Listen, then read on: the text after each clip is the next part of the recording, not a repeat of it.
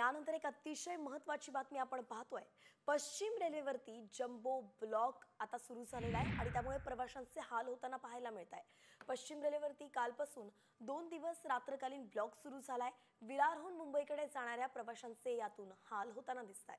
विरारहून अंधेरीपर्यंतच local सेवा सुरू झालेली आहे आणि या ब्लॉकमुळे 344 लोकल सेवा रद्द करण्यात आल्या। त्यामुळे त्याचा थेट फटका प्रवाशांना बसताना दिसतोय।